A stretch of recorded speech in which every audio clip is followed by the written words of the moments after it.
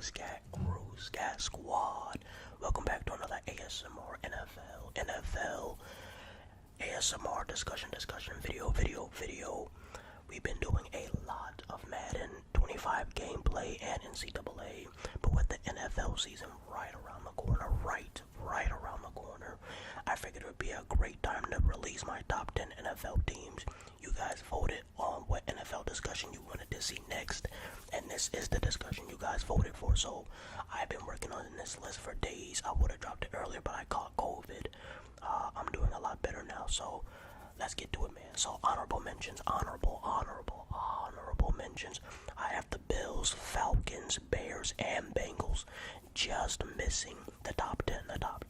Now this doesn't mean I think all of them are going to miss the playoffs. This doesn't mean I think all of these teams are going to be mid or terrible. I actually think all of these teams that miss my top 10 are going to be fun to watch, extremely entertaining, but I just can't put them quite above the teams ahead of them.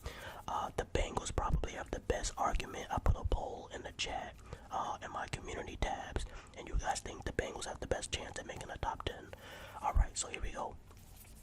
At number 10, I got the Cleveland Browns, who in my opinion remind me of, they're like an AFC version of the Dallas Cowboys, but just with like a less talented quarterback.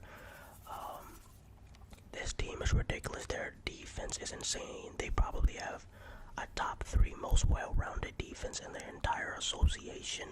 The only reason why I can't put them higher is because Nick Chubb is coming back not until at least week 4, and their offense, even though they have some new weapons, I know they got Jerry Jeudy now, and they added some weapons, it's still not enough to convince me that their offense is going to be tremendously improved.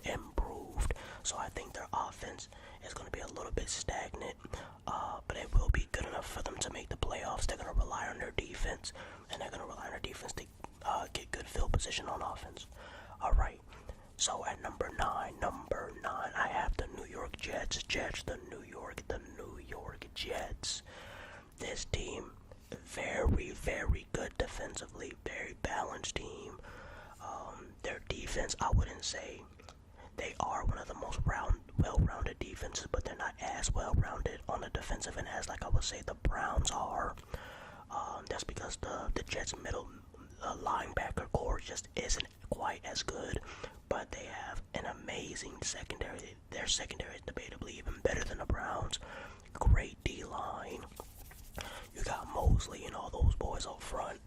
But this is where I give the Jets an advantage. I feel like they have a notch higher level of offense compared to Cleveland that I think the Jets can get to. And a lot of that is because of Aaron Rodgers. And Aaron Rodgers has a lot of weapons to work with and some good running backs. They have one of the best running back corps in the league. So I think the Jets offense combined with the defense gives them an edge over the Browns.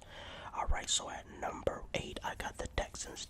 Number 8, I have the Texans. The Texans are going to have one of the best offense in the league. I am predicting them to have a top 3 offense in the league. They damn sure should be minimum top 5 with all the talent they have, especially at QB and wide receivers.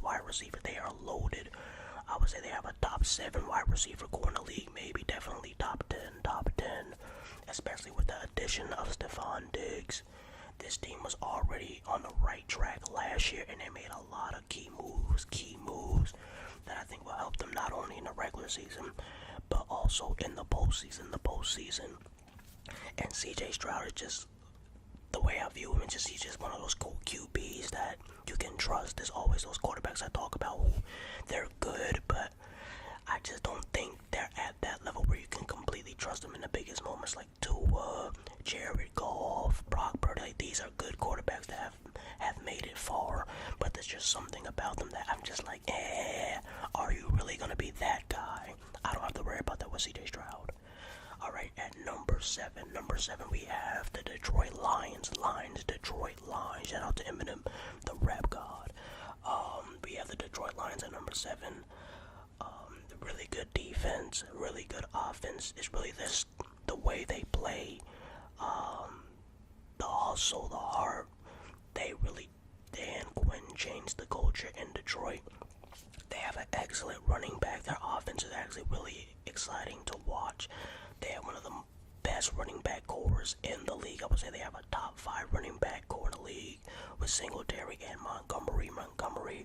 The only thing that kind of concerns me is their pass defense. They allowed a lot of passing yards per game, and they don't get a lot of pass rush up front on the defensive side. They don't get to the quarterback, which is probably a big reason why they gave up so many passing yards last year. So that's the only concern I have about them is their pass defense, because it's a good thing that they're in the NFC, so they don't have to go up against an insane elite quarterback every game, because the AFC is just absolutely loaded with quarterbacks. So it's good that they're in the NFC, but that's the only thing I worry about them is their pass defense. Alright, number six.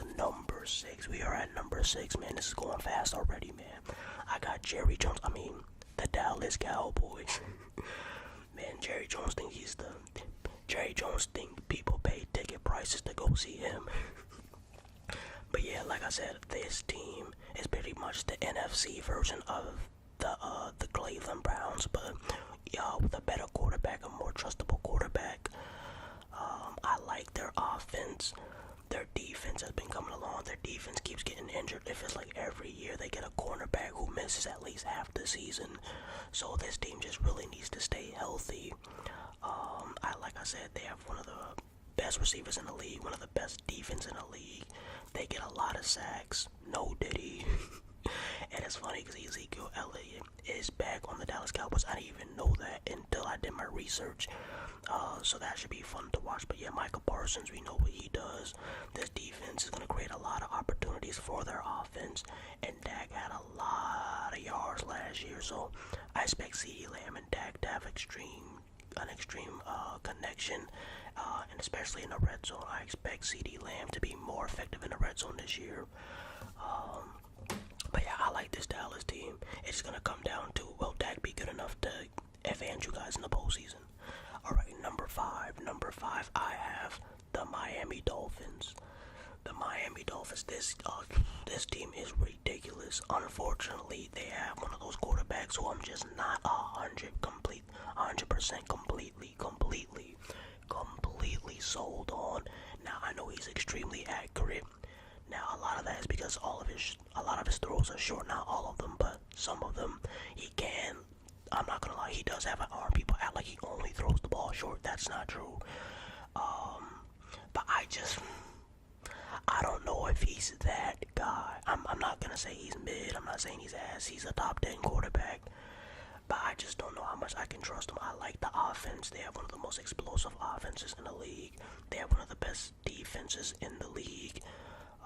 They actually surprisingly, they have one of the highest numbers of sacks in the league.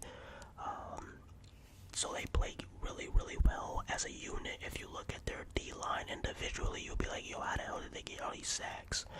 That's because they may not have a superstar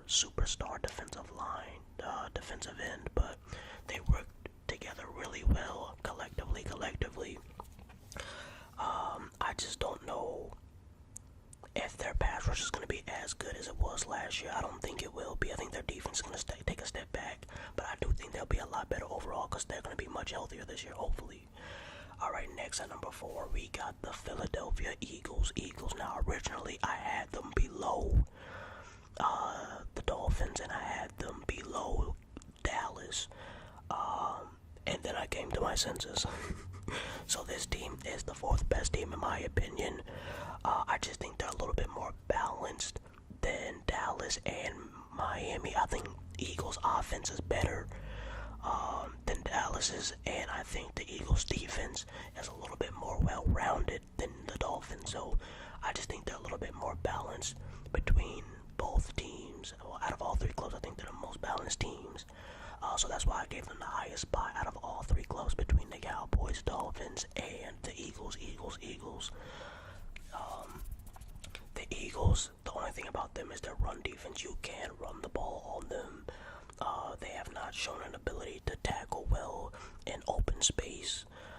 So I would probably say that's the biggest weakness of this team. But we know how explosive and how versatile this offense can be, especially with a mobile quarterback like Jalen Hurts.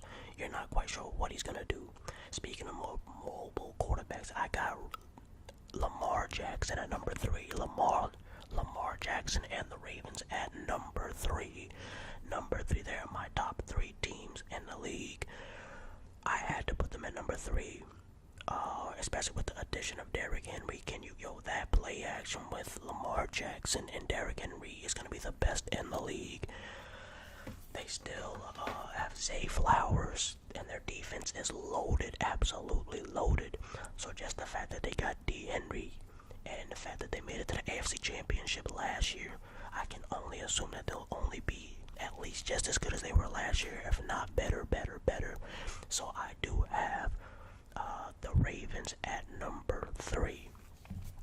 Now, do I completely trust Lamar Jackson in the postseason? No, I do not. There's players like Joe Burrow I trust more. Damn, I might even trust CJ Stroud more after this next postseason run he has. But I do like this team overall. I think they're going to be a top 3 team, especially in the regular season. It's going to be extremely entertaining to watch. On to numero dos. We have the 49ers at 2. Oh my gosh, who saw this coming? Alright, so you guys automatically know who's going to be at number 1 by my second choice. But, yeah, man, they're elite on both sides of the ball. The only problem is their quarterback. I don't know if their quarterback is enough to get them over the hump. It's just certain plays he needs to figure out how to make the right read and convert on the biggest plays and the biggest moments. But yeah, in terms of talent, yeah, they're probably a top 5 talented offense and defense in the league, and definitely a top 2 talented offense and defense in their conference.